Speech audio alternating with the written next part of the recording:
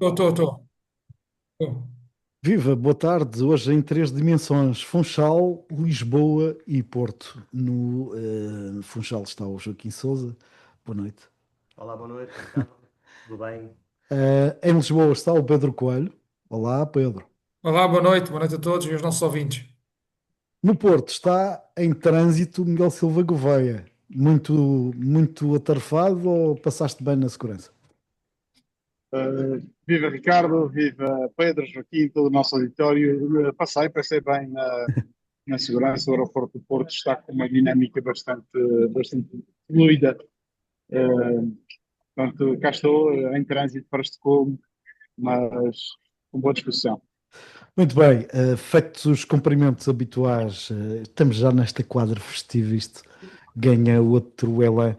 Vou começar pelo Miguel Silva Gouveia, porque se calhar está mais condicionado em termos de tempo. Qual foi a frase que te ficou no ouvido esta semana?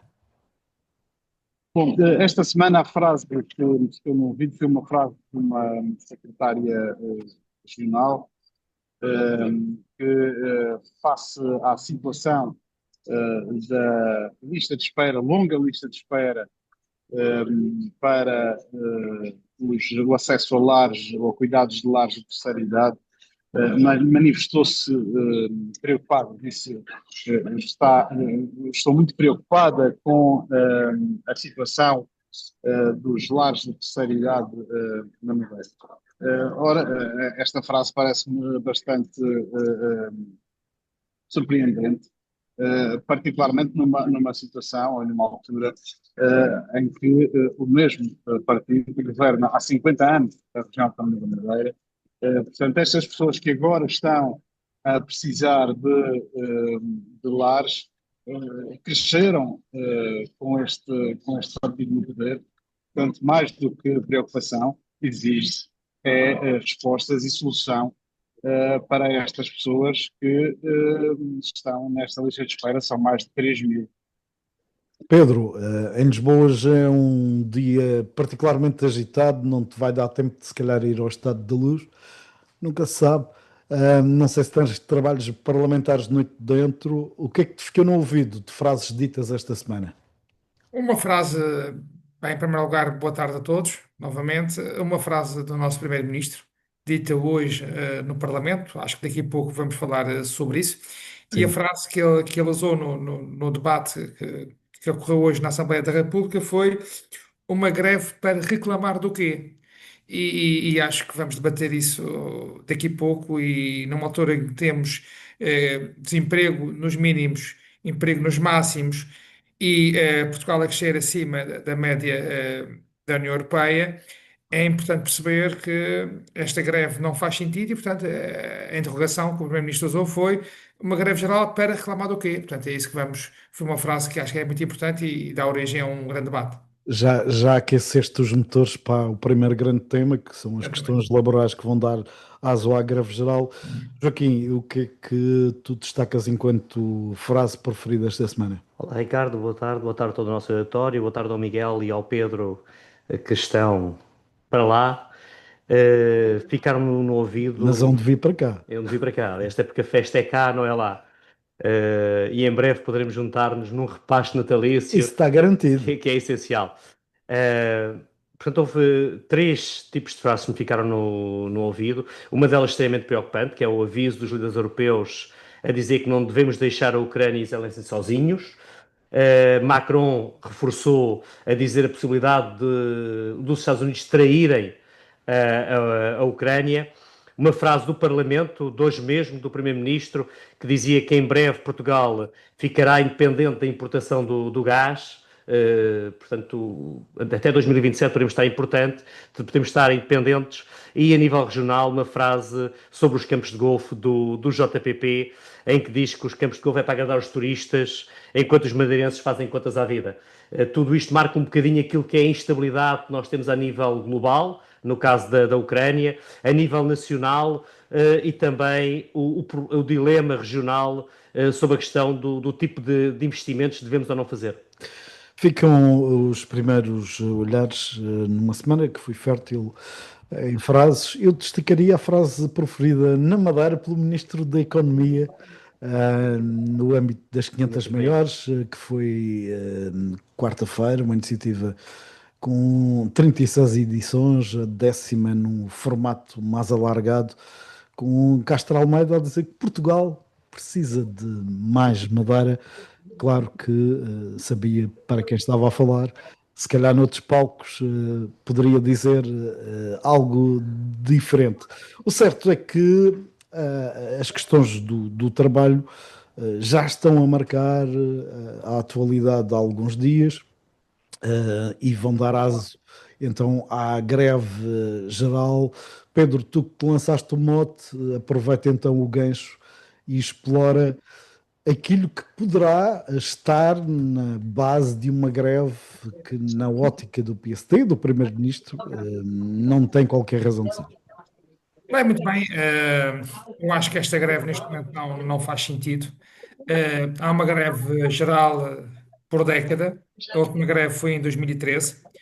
Tínhamos saído de uma bancarrota provocada pelo Partido Socialista e nessas governações do Partido Socialista, os portugueses pagavam mais impostos, as empresas pagavam mais impostos, tínhamos um desemprego no máximo, emprego a níveis mínimos, eh, e não houve nenhuma greve geral. Agora, em pouco mais de um ano e poucos meses, a AD está efetivamente a reduzir a carga fiscal para os trabalhadores, também está a reduzir a carga fiscal para as empresas, para que essas empresas possam investir e pagar melhor aos seus trabalhadores. Hoje, os professores que durante o tempo da geringonça e da maioria absoluta do PS reclamavam por melhores condições de trabalho e condições salariais, isso não aconteceu nesse tempo e não houve uma única greve geral. A questão de várias carreiras que foram revistas, nomeadamente as forças policiais e outras, que agora viram revisitadas as suas carreiras em termos salariais. No passado reclamavam, mas não se viu uma única greve geral e, portanto, o peso está melhor pelos níveis de emprego que acabei de referir. O salário médio em Portugal tem vindo também a aumentar e esta greve, obviamente, tem conotação política, nomeadamente do Partido Comunista e uma parte substancial do Partido Socialista, e é isso que não se percebe nem se compreende neste momento. Todos nós temos a consciência que o mundo mudou, o mundo do trabalho também mudou. A Covid ensinou-nos isso, trabalhar à distância, com outros métodos de trabalho. Sabemos que Portugal é um país que apresenta ainda uma baixa produtividade e todos nós dizemos que Portugal precisa de reformas, que temos que inovar, temos que mudar e quando fazemos essas reformas, os trabalhadores, ou nomeadamente os trabalhadores, não, os sindicatos, não as aceitam e, portanto, as empresas precisam dos trabalhadores, os trabalhadores precisam das empresas. Este projeto do governo ainda não foi apresentado na Assembleia da República, está no programa eleitoral do PSD, está no programa de governo, foi também em 2023 assinado um acordo na Concertação Social que está lá bem plasmado que esta matéria laboral ia ser revisitada no futuro e, portanto, perante estes factos, são quatro ou cinco questões, a questão do outsourcing, a questão do banco de horas e a questão da extensão do limite dos contratos de trabalho de 2 para 3 anos. Podemos falar um pouco mais para a frente. Agora, a questão que eu coloco só há greves de 10 em 10 anos e, numa altura agora, esta greve não faz sentido. Reclamar do quê? Obviamente que temos um problema de produtividade em Portugal. Agora, o país estava pior há 3 4 anos atrás e nunca houve uma greve geral. Acredito que a greve vai acontecer, muita gente vai faltar ao trabalho, uns que vão fazer greve e outros que vão querer sair de casa e não vão poder trabalhar porque o comboio aqui em Lisboa não está a funcionar, o metro não está e também muitos madeirenses que porventura vinham trabalhar para Lisboa ou para outros sítios e têm que andar de avião e a TAP, como sabem, limitou a 2 voos nesse dia. Portanto, acho, na minha ótica, que esta greve não faz sentido e esta reforma tem que ser feita para limar algumas situações que acho que são benéficas para a entidade empregadora, mas também para os próprios trabalhadores. Miguel Silva Gouveia, vês alguma razão objetiva que leve o Primeiro-Ministro, por um lado, a dizer que não há razões para haver greve, mas também os sindicatos a dizer que isto é um atentado aos trabalhadores e que há uma perda de um sem número de regalias e de condições que comprometem a sua dignidade, digamos assim. Estamos numa encruzilhada. Isto é mais do que uma luta governo-sindicatos.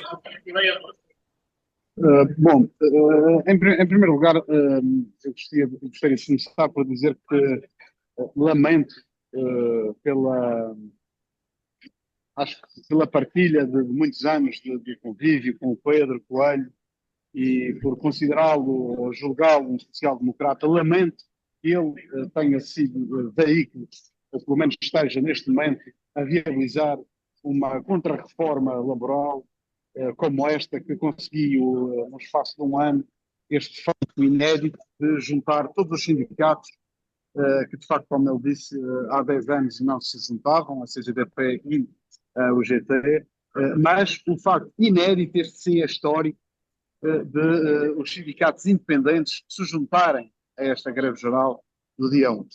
Vou começar por dizer que lamento que o Pedro esteja nesta posição, porque eu acho que ele não acredita neste pacote laboral, começando como social-democrata e protetor dos trabalhadores. Também não acredito que ele, convictamente, sinta que o problema da produtividade de Portugal, que ele aqui referiu, seja culpa e responsabilidade dos trabalhadores. Portanto, de todo, não acredito que isso seja assim, até porque os trabalhadores portugueses, quando são levados a desafios no estrangeiro, são muitas vezes elogiados como os melhores trabalhadores nos mercados onde operam.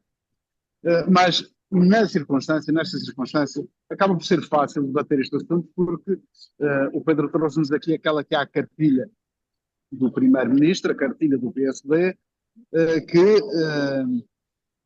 no espaço de um ano e pouco, conseguiu, depois de desterrar, utilizar, chamamos assim, para ser um termo mais simpático, toda a folga orçamental que o governo de António Costa lhe deixou, atribuindo algumas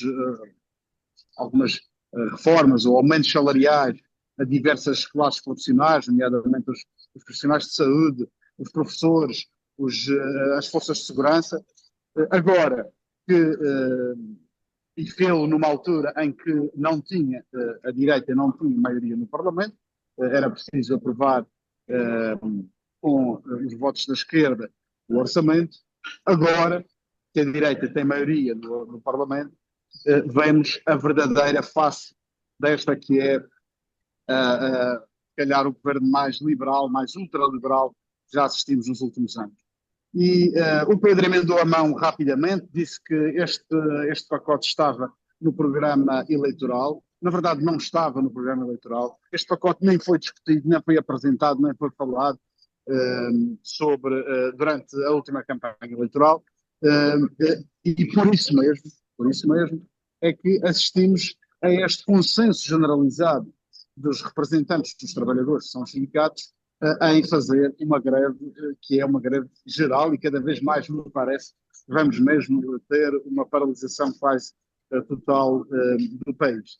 O que dá a entender deixa aqui a impressão de que Pedro Passos Coelho, quer dizer, Luís Montenegro, desculpem, Luís Montenegro pensa que está na autoestrada, acelera para aplicar o seu programa de reformas, mas quando vê toda a gente a vir em sentido contrário, acha que são todos que estão errados, não é ele que vai em contramão, são todas as classes profissionais portuguesas que estão erradas. Isto vai correr mal, corre mal para ele e corre mal para o país, porque é uma luta desnecessária. Mas é uma luta que nos deve deixar alertas para o outro rumor que vamos ouvindo nos bastidores, que é a possibilidade de convergência à direita para uma revisão constitucional. Essa sim, muito perigosa, essa pode, quase que, de acordo com algumas conversas e alguns debates que se houve de candidatos presidenciais, alguns pretendem mesmo formar a Quarta República, quase rasgar esta Constituição e criar uma nova. Daí a importância também que esta eleição presidencial e ter um candidato que não represente a direita e a extrema-direita pode ser uma proteção para os trabalhadores. Mas, se me permites agora falar os motivos desta greve. Antes disso, só referir que eu próprio tinha voo para a Madeira no dia 11 de manhã, mas 15 dias antes do voo, tinha voo na TAP, a TAP alertou que o voo ia ser cancelado, ainda não sabendo se a greve iria ser efetivamente materializada ou não. E há aqui um registro positivo a dizer à TAP que consegui, com o tempo, poder alterar e encontrar soluções fora do dia 11. Esta é uma forma também de respeitar os direitos dos trabalhadores, sabendo que a luta dos trabalhadores gera problemas, mas as empresas encontram soluções. Em relação ao pacote que está aqui a ser aprovado, o que o Pedro diz, parece que é tudo facilidades, que é só. Se fosse tudo facilidades, não teríamos todos este consenso nacional contra esta lei. Mas, em primeiro lugar, não é só o banco de horas, é a simetria absoluta que esta lei permite atribuir aos trabalhadores, à entidade patronal, uma negociação com o trabalhador. O trabalhador deixa de poder ter os seus direitos protegidos por lei. Depois são os contratos a prazo que passam a não ter termo. Aqueles que chamamos de os contratos a termo passam a não ter um fim, são eternos. Pode uma pessoa chegar à reforma só com contratos a prazo. Isto parece um claro retrocesso. Outro dos assuntos que eu acho que é importante também salientar, e está em cima da mesa, é o despedimento muito mais ágil, mesmo que seja sem justa causa. A realidade é que o trabalhador vai para a rua, vai para o desemprego, fica desprotegido, para poder receber algum salário, tem que assinar e subscrever o despedimento da entidade patronal e só depois é que eventualmente pode vir a exigir um direito de regresso, de ser valer os seus direitos, numa assimetria mais uma vez completa, pendendo a balança em detrimento do trabalhador para o lado da entidade patronal. Ora, em Portugal, o mercado de trabalho fez sempre, e a prosperidade faz sempre, entre patrões e trabalhadores. Nunca se ouviu, se algum caso é conhecido, por favor tragam, mas desconheço alguma situação em que a entidade patronal, por sua iniciativa, dê mais direitos aos trabalhadores. Foram todos estes direitos conseguidos com luta, os direitos de 8 horas de trabalho, 8 horas de lazer e 8 horas de sono, de descanso, de dormir, os direitos da proteção na paternidade e na maternidade, os direitos na saúde. Da greve, Portanto, Miguel. todos estes direitos foram conquistados, até o direito à greve foi conquistado através da luta sindical e da luta dos trabalhadores. Por isso, uma das frases que eu tinha esta semana também como potencial para trazer aqui era sobre este tema, foi da Ministra do Trabalho, que diz que o direito à greve, o direito à luta dos trabalhadores não se pode sobrepor aos outros direitos, dando a entender que deveria quase que forçar os trabalhadores a trabalhar. Ora, isso havia um nome há uns anos atrás, e ainda há hoje em dia, quando forçávamos e obrigávamos um trabalhador ou uma pessoa a trabalhar contra a sua vontade. Era escravatura. E cheira-me a que este pacote quer regressar a tempos bafientos de má memória para Portugal, e acho muito bem que os trabalhadores possam se juntar contra ele, e acho muito mal, obviamente, este menosprezo que o partido do governo está a dar àqueles que estão a sair em defesa dos seus direitos. Joaquim Sousa, encontras algum mérito no pacote laboral ou há de facto razões de sobra para a paralisação anunciada, pelos vistos, das negociações, a menos que haja ali um golpe de asa de última hora, parece ter fracassado a todo o nível. Sim, sem dúvida. Bem, nós estamos aqui perante uma lei que foi alterada há 2 anos. Acho que mexemos muito e sistematicamente na lei do trabalho e, portanto, nesse sentido, honestamente, não compreendo o grau e o que é que o governo pretende em voltar a criar aqui uma situação de conflituosidade social onde havia uma situação mais ou menos segura.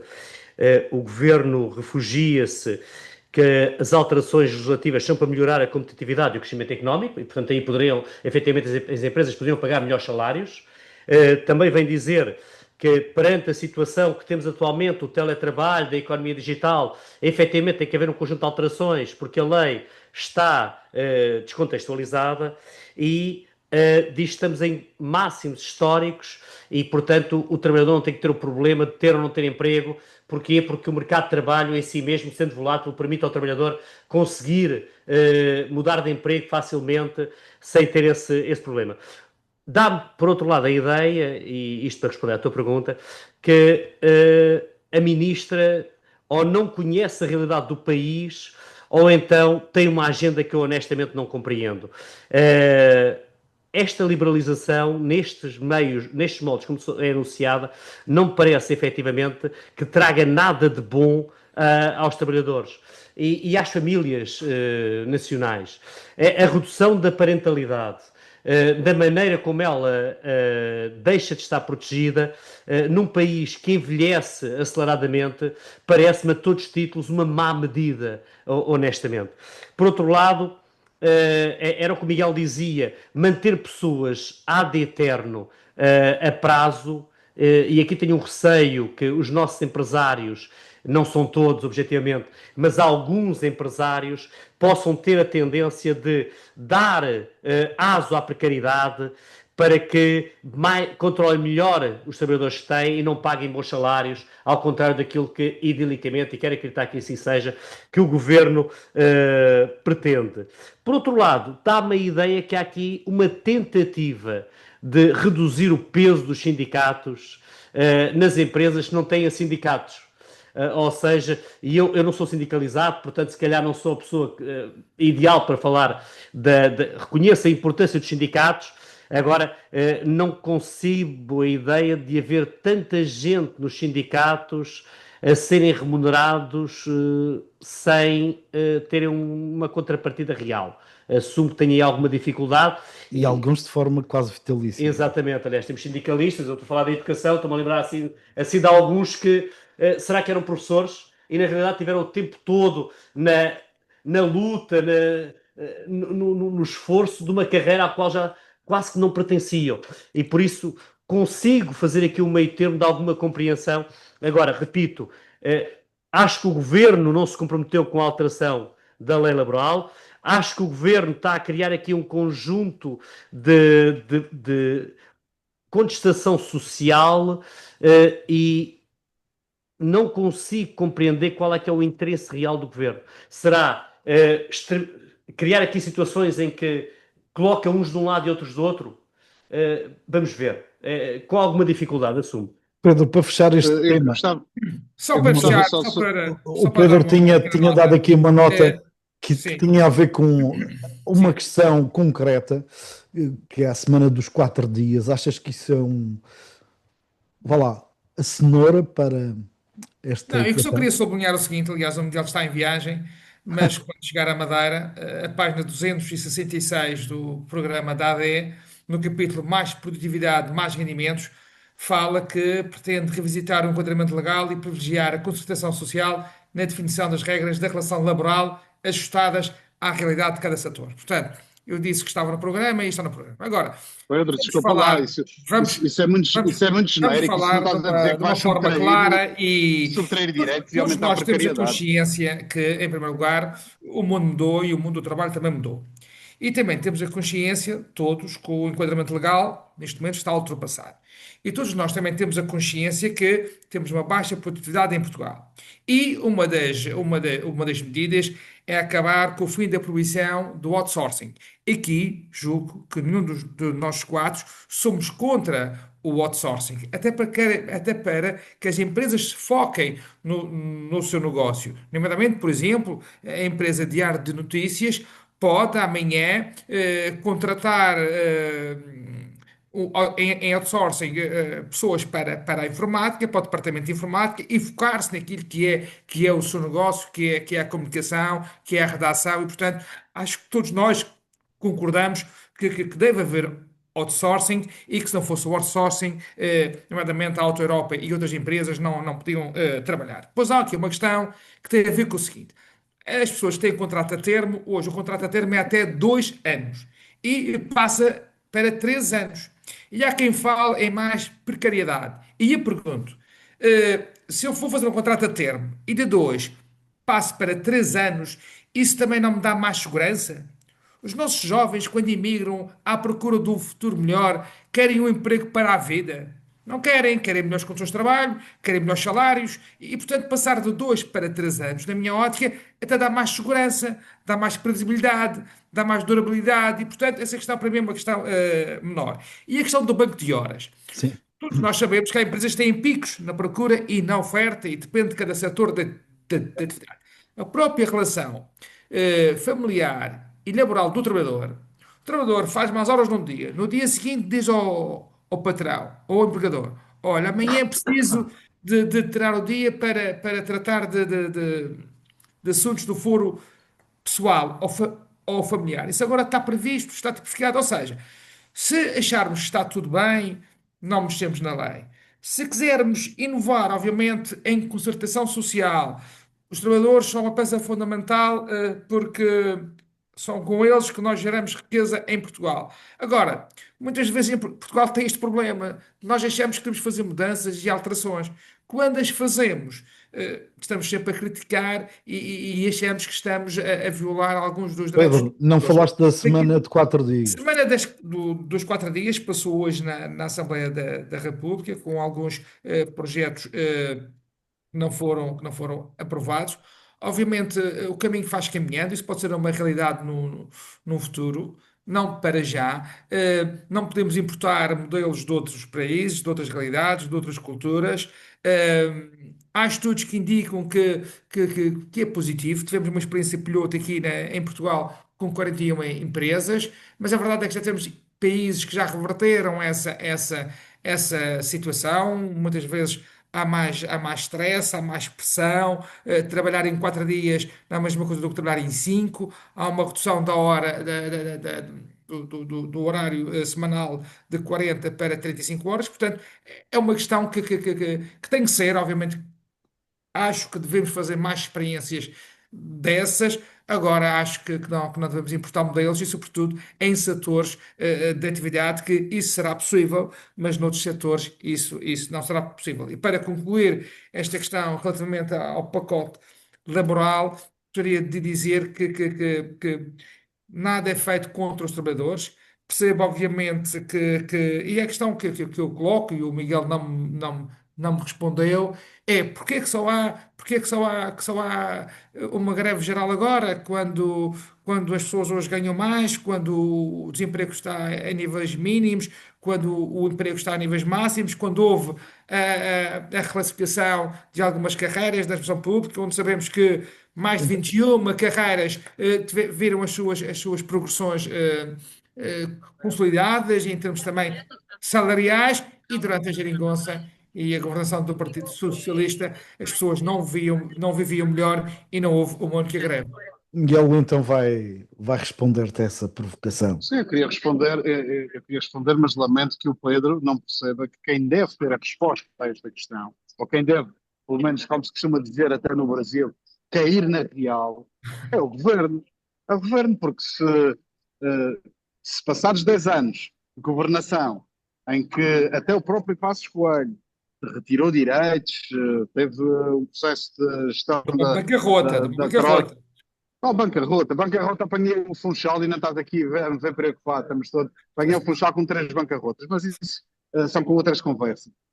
O António Costa reverteu os direitos, voltou a pagar o subsídio de Natal, o subsídio de férias, voltou a repor o feriado que nós tivemos a oportunidade na última segunda-feira de gozar, voltou a repor carreiras e a reposicionar e descongelou carreiras. Portanto, houve um conjunto de melhorias, portanto, isso que estás a dizer não é verdade. Agora, se hoje em dia os sindicatos estão todos em consenso, e atenção, hoje, quando estamos a gravar isto, na sexta-feira, os sindicatos Estamos em independentes direto, fizeram, Miguel. ou em direto, ainda melhor, os sindicatos independentes manifestaram a sua adesão à greve geral. Portanto, não é algo que é pontual. Vejam o trânsito, está todo em sentido contrário, e vocês, Pedro, o teu governo, está em contramão nesta situação. E esperemos, dentro em breve, saibam parar o carro, estacionar na berma e dar meia volta e seguir no sentido da, da, da, da maioria dos portugueses. Mas eu queria só aqui referir uma coisa em relação à semana de 4 dias que o Pedro disse. O Pedro pediu que se fosse arrojados, que os tempos são novos, e este programa é um programa para os novos tempos, um programa para a modernidade, para relançar o setor e a economia portuguesa. Este programa, esta reforma laboral. No entanto, na semana de 4 dias, que o programa o piloto que ele falou, foi bem sucedido em 80% das empresas, daquelas 41 empresas que ele falou, 80% delas manteve a semana de 4 dias mesmo após o término do programa piloto. Esse sim era algo que deveria, se queremos ser arrojados, se queremos experimentar algo novo para os novos tempos, acho que essa deve ser uma das matérias que deve ser analisada com maior acuidade. Eu esta semana tive a oportunidade de numa superfície comercial aí na Madeira, verificar a primeira vez que me apercebi de um robô a fazer limpezas ali no meio das pessoas, as pessoas com cestos e carrinhos, e os repositores ainda eram humanos, e então era um robô ali a passar pelo meio. E via a forma como as pessoas lidavam e estavam a perceber as mudanças que aí vêm. Ora, as mudanças vão ser muito rápidas. Nós, dentro de 5 a 10 anos, a forma como nós nos relacionamos, como a economia funciona, como o comércio funciona, e mesmo o próprio mercado de trabalho vai mudar radicalmente. Não me parece que seja subtraindo os direitos aos trabalhadores, desprotegendo-os na parentalidade, na saúde, criando bancos de horas com relações assimétricas, dando mais e mais poder aos patrões e aos empresários, que se consiga uma transição tranquila, porque as transições vão sempre acontecer. Joaquim, isto a greve geral, já aqui referiste, é também prova de vida para os sindicatos. É também prova de vida para os trabalhadores, num contexto em que há muita queixa de falta de mão de obra. Isto introduz aqui um outro aspecto perigoso, julgo eu. Sim, sem dúvida. Nós temos um excesso, aliás, não é excesso, mas temos um mercado de trabalho praticamente com desemprego residual, temos falta de mão de obra e vamos liberalizar o mercado, retirando de algum modo direitos, olhando para uma frase, eu estava aqui a procurar me lembrar de quem é que disse recentemente, que não devemos olhar ao mercado de trabalho pelos olhos dos trabalhadores, mas sim pelos olhos dos patrões. Esta frase foi dita num contexto de uma reunião aqui há um tempo atrás, e a verdade é que nós temos aqui exatamente essa inversão que estás a dizer, e bem, em que temos um conjunto de direitos a serem adaptados, e quando falamos aqui adaptados, eu realçava mais uma vez a Podes questão... dizer subtraídos que não fica mal. Diz, Miguel. Subtraídos. Pronto, ok. São alterados, são modificados, principalmente naquilo que é os direitos das pessoas, naquilo que diz respeito à sua vida. Eu não queria que o mercado de trabalho nacional se parecesse com o mercado de trabalho dos Estados Unidos. É claro que muitas das vezes dizemos, que maravilha, não estou bem aqui, vou para ali, dali vou para o outro lado, mas a verdade é que para o norte-americano comum, ele tem que ter vários trabalhos, e aquilo que acaba por contar menos é o espaço familiar. E quando nós planeámos o Estado Social, e penso que ainda vivemos numa ideia da Europa, da União Europeia de Estado Social, pensámos também na parte da família, na parte do lazer, na parte do descanso dos trabalhadores. E o Miguel dizia outra coisa que é importante realçar. A Elon Musk veio esta semana passada dizer que dentro de uma década provavelmente não teremos que ter esta ideia do trabalho a tempo inteiro, porque a robotização e a IA vão alterar radicalmente.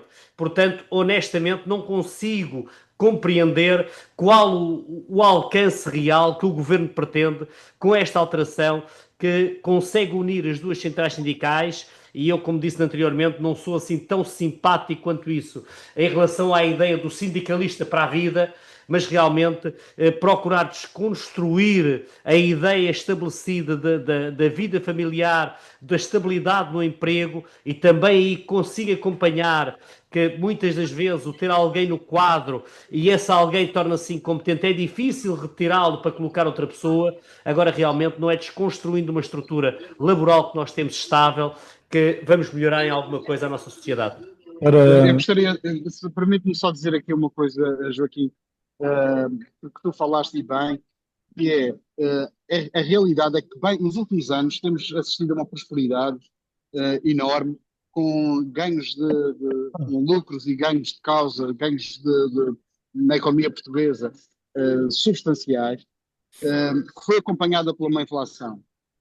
A forma mais evidente de verificar que, se não fosse a luta dos trabalhadores, essa distribuição dos ganhos não seria feita nem pouco mais ou menos de forma igualitária, é verificar que o aumento dos lucros foi substancialmente, exponencialmente superior ao aumento das despesas com salários, e as despesas com salários nem subiram para acompanhar a inflação.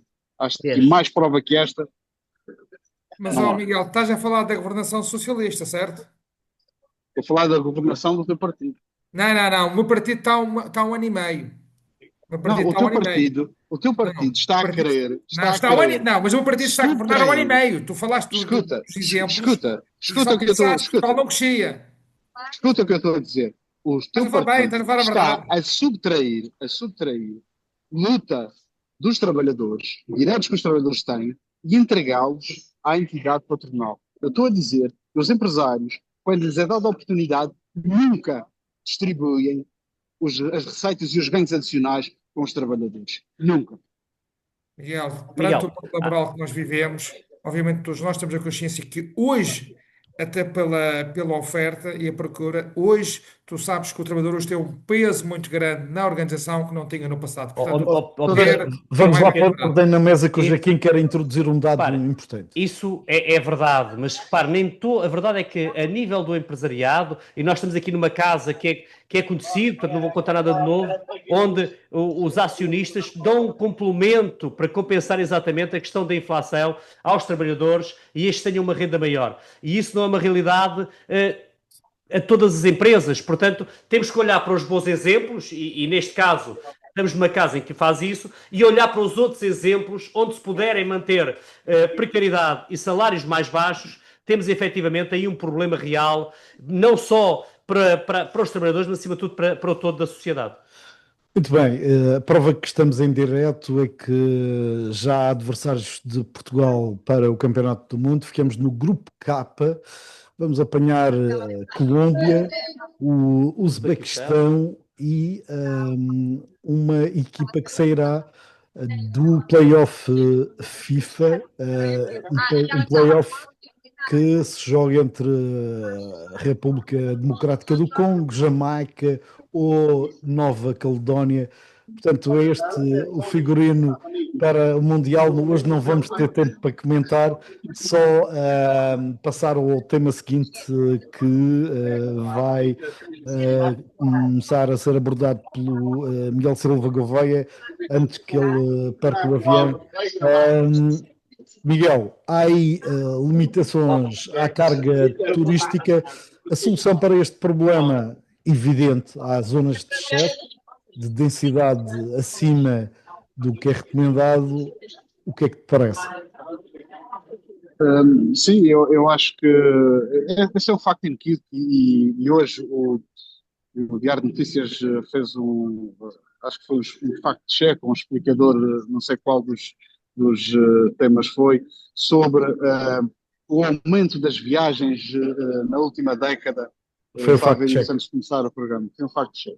e de facto confirmou que só este ano já tivemos 4 milhões e 600 mil, até outubro, não é assim? Sim, E 600 mil sim. passageiros a entrar E o na aeroporto Madeira. da Madeira assinalou o passageiro 5 milhões, portanto, vai isso. Exatamente. Portanto, é inequívoco que a Madeira tem estado a crescer quase de uma forma exponencial. Eu não diria exponencial, mas substancial.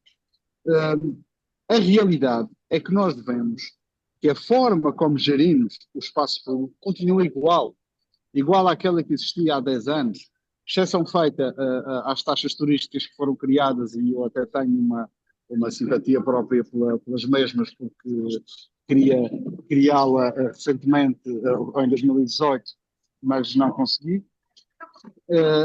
Mas hoje em dia é uma realidade. Mas fora isso, não há ainda quaisquer medidas que nos possam garantir que a Madeira seja uma experiência usufruída de uma forma semelhante por todas as pessoas que nos visitam. E noutras realidades já existe. Esta semana, ou no último fim de semana, tivemos a oportunidade de, numa conferência do Caminho Real, ouvir um guia, o guia que mais subidas tem ao pico nos Açores, que nos falou da forma como os Açores passaram de um pico, a montanha mais alta de Portugal, completamente sem regras, em que toda a gente poderia subir de sua livre vontade, para uma situação em que há regras do número máximo de pessoas que pode estar naquele trilho, são 160 normal, em condições normais, e em condições excepcionais pode ir aos 230 em cada momento. Também a forma como as pessoas sobem, a obrigatoriedade de ser acompanhadas por guias que são licenciados para o efeito, os guias terem um limite de pessoas para poderem acompanhar nas subidas. Isto são experiências no pico. E também ficamos a saber, através da intervenção na mesma conferência do professor Dr. Elvio Camacho, que está a fazer um estudo na Universidade da Madeira sobre a capacidade de carga e eventuais medidas mitigadoras. Um deles, ou parte desse estudo, já foi publicado no Diário de Notícias, salvo erro, sobre as limitações que serão feitas ao panal, nomeadamente em termos de carga. Eu acho que é importante falar sobre este tema, encontrar medidas e soluções que possam ir ao encontro daqueles que são os agentes do setor. E aquilo que senti no último fim de semana, na conferência, na quinta conferência do Caminho Real, e tive pena de não ter algumas das entidades públicas com um papel interventivo nesta área não terem estado presentes, apesar de nós termos endereçado convites a todas elas, sem exceção. Foi a vontade que existe na comunidade, nos guias, nos agentes turísticos, naqueles que fazem este setor e constroem um setor, a vontade de participar, de fazer ouvir a sua voz, manifestar as suas preocupações, porque no fim eu acho que ficaríamos todos a ganhar. E aquilo que disse o Renato Goulart do PIC, ele próprio, no seu testemunho, ele é um empresário também na área do turismo, disse que era não era nada receptivo, era contra quaisquer medidas que pudessem restringir o acesso ao PIC.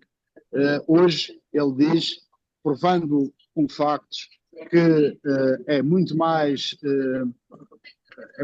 fácil fazer o trabalho, é muito mais seguro subir ao pico, o número de acidentes tem diminuído drasticamente. Portanto, eu acho que este é um contributo que a Associação do Caminho Real da Madeira quis dar no último fim de semana, e acho que devemos todos, dentro em breve, sei que dentro em breve também irão ser anunciadas novas medidas, mas que não se caia no erro de fazer aquilo que o governo do Pedro Coelho tem feito com o pacote laboral, que é tentar impor aos agentes do setor sem ouvi-los e sem envolvê-los. Acho que é importante envolvê-los antes de tomar as medidas que, penso eu, todos nós concordamos que são não só necessárias como urgentes. Pedro, esta disponibilidade para ouvir as partes antes das grandes decisões é real, tal como o caminho que o Miguel Silva Gouveia aqui Eu traçou, acho, ou é utópico? Em primeiro lugar, gostaria de dizer que o meu governo é o governo de Portugal e penso que é o mesmo governo do Miguel, que o Miguel é português e, portanto, o governo, uma vez eleito, obviamente é um governo de Ele todos vai a os caminho de portugueses. Estocolmo, não sei. Agora, Só se- Mas a só questão, é o governo do meu país, sim, senhor. Eu sou institucionalista. todos nós temos a consciência que o turismo é um setor muito importante para a Madeira em particular, mexe muito com a economia local, mas também traz alguns desafios. E a verdade é que algumas cidades, nomeadamente Amsterdão, Veneza e Barcelona, já, tendo em conta a capacidade da sua carga turística, já implementaram algumas medidas. Também é verdade que, quando o turismo ultrapassa uma determinada dimensão, pode colocar em risco também a qualidade de vida, não só dos turistas, mas também dos residentes. Todos nós temos a consciência também que turismo em excesso também, obviamente, muitas vezes os preços ficam inflacionados, a habitação fica mais difícil para os residentes, mas é preciso, obviamente, definir a nossa capacidade de carga turística na Madeira. O governo regional já anunciou alguns passos, nomeadamente com alguns caminhos ou percursos pedestres, em que irá-se monitorizar o número de pessoas. É importante, não só por questões de segurança, mas também para melhorar as condições de fruição da nossa paisagem, que é, no fundo, a principal marca quando os nossos turistas vão para a Madeira. Agora, tudo isto tem que ser estudado, tem que ser pensado. E não sei se neste momento há turismo a mais na Madeira. Eu acredito que não há turismo a mais neste momento na Madeira. É um setor importante para a nossa economia. Muita gente depende do turismo. Agora, turismo com regras, com visitas programadas. Hoje, qualquer cidade europeia, quando vamos a um museu ou a um outro espaço, há marcações online onde as pessoas sabem que naquele dia podem lá estar, numa determinada hora. Acho que tudo isso é importante e a Madeira está a dar esses passos e acho que isso é positivo. Agora, acredito que isto é demasiado importante para nós estarmos aqui com palpites, saber se temos turismo a mais ou se temos turismo a menos. Eu acho que temos muito turismo. Aliás, o PIB da Madeira tem vindo a crescer também por essa via. Temos muita gente que depende desse setor e, portanto, há cidades que efetivamente já seguiram esse passo de restringir, de limitar. Penso que ainda não estamos nesse ponto. Agora, quando passarmos ao ponto de que muito turismo também implica uma menor qualidade de vida dos residentes, acho que aí, depois de um estudo, temos que não querer a massificação, mas outro turismo com outra dimensão e, sobretudo, com planeamento e estabelecendo um limite para alguns setores, e nomeadamente no que concerne no número de camas. Penso que ainda temos espaço para mais, mas nomeadamente no que concerne aos percursos pedestres, tem que haver alguma regulamentação e também, sobretudo, no que concerne às rentacarros, o governo já está a legislar nessa matéria, porque todos nós sabemos que o trânsito de hoje que se assiste na Madeira, sobretudo no Funchal, é muito provocado pelas rentacarros e quem aluga esses carros, obviamente, são os nossos turistas. Joaquim Sousa, sobre este dossiê da limitação da carga turística, tens alguma divergência em relação ao que foi já apontado ou achas que mais vale tarde do que nunca? Eu conjugava os dois, vale mais tarde do que nunca, vamos tarde. Acho que, ao contrário do que o Pedro diz, temos um excesso de turismo e isso nota-se Em alguns em pontos. alguns pontos. O preço da habitação e o preço do supermercado é objetivo, a sobrecarga nas infraestruturas é objetiva, a sobrecarga nos percursos de natureza é objetiva e na questão da ordem pública cada vez o sentimos mais. Aliás, vimos imagens que o Diário hoje traz nas levadas termos uma espécie de tobogãs. Isto aqui é impensável, termos o Lago da Rotunda com turistas a fazerem dali piscinas, é impensável. Portanto, todos os pressupostos que se fala em excesso estão identificados. Também dá a ideia que o governo quer chegar à última moedinha que possa recolher e aí tentar estar sempre em superávit. E há aqui um pormenor que me chama mais a atenção. Eu acho que nós temos que olhar para o turismo aqui sobre a ética da sustentabilidade. Temos de ter a questão ambiental, a preservação ambiental, porque, como o Pedro disse bem, no dia em que destruirmos a natureza, o turista não quer cá vir. Sobre a dimensão social, e o Pedro também falou nisso, que é a questão do trabalho. Realmente, se há mais turistas, se há mais se há mais instituições a trabalhar para o turismo, naturalmente que o emprego no turismo vai ser maior, e isso notamos, e isto aqui vai desembocar na questão económica. E a questão económica, como o Miguel referiu, relativamente à questão do PIB, à partida o empresário também quer ter maximizar o seu retorno ao investimento que tem. Agora, nós temos que ter aqui quem gera, neste caso o governo, não tem que ter a visão do empresário, tem que ter a visão de quem cá vive e a qualidade de vida dos habitantes da Madeira. E nesse sentido, a conservação ecológica, o controle da poluição, que hoje já se sente muito, e também a manutenção da qualidade do destino, mas principalmente a qualidade de vida dos habitantes. Nós não somos o boneco que está no parque de diversões. Nós não somos apenas aquele que trabalha no parque de diversões. Este é o nosso espaço, é a nossa vida, é onde nós temos as nossas famílias e, naturalmente, a nossa vida. Portanto, aí não concordo, acho que já vimos tarde e, nesse sentido, há que repensar, há que valorizar e não procurar chegar a todas as moedinhas que possam cair do porquinho. Ainda tínhamos um terceiro tema, mas o tempo corre contra nós hoje. Eu só posso dizer sobre este tema ainda, Sim.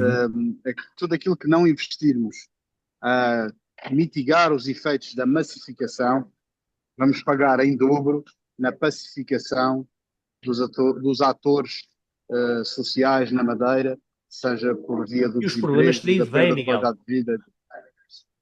Sim, além disso. Muito bem, meus caros, nós combinamos voltar antes do Natal e aí sim abordamos o tema que tínhamos para fecho deste debate da semana, que era o facto de estarmos já em clima festivo, com ordem para descomprimir, com missas do parto, noites dos mercados e tolerâncias de ponto.